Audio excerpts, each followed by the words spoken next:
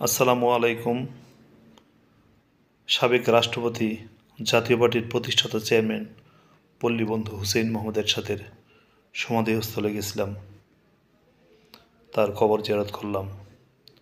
রংপুরের দর্শনা মোড়ের পাশেই, তার বাসার পাশেই তিনি চিরনিদ্রায় শায়িত আছেন। মানুষজনের আনাগোনা নেই বললেই চলে। আমরা যখন গেলাম শুধুমাত্র আমরা দুজন, অন্য কেউ ছিল না। বাড়ির কেয়ারটেকার, তাকে জিজ্ঞেস করলাম।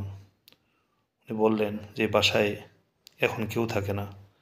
মাঝে মাঝে এরশাদের পুত্র সাদ এরশাদ, এরিক এরশাদ, বিদিশা এরশাদ, রওশন এরশাদ আসেন, সেটা খুব কালেভদ্রে।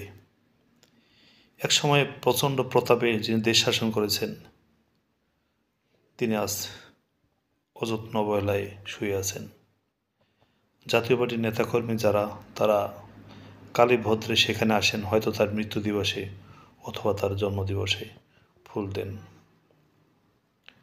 একদিন আমাদের সবাইকে ফেরত যেতে হবে আসল ঠিকানায়। হুসেইন মোহাম্মদ এরশাদ বাংলাদেশের একটি নাম। অনেকে তাকে স্বৈরাচার বলেন, কিন্তু ওনার পরে যারা শাসন করেছে, এই দেশ শোষণ করেছে, তারা যে কত বড় স্বৈরাচার ছিল। এরশাদকে স্বৈরাচার বললে আমার মনে হয় এই স্বৈরাচার নামটার প্রতি অমর্যাদা করা হবে। তারপরেই যারা ক্ষমতায় এসেছে তার চেয়ে বড় স্বৈরাচার ছিল।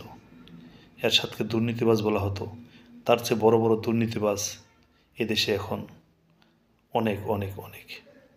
আসুন, এরশাদ যে সমস্ত ভালো কাজ করেছে সেগুলোর জন্য আমরা তার জন্য দোয়া করি আল্লাহর কাছে।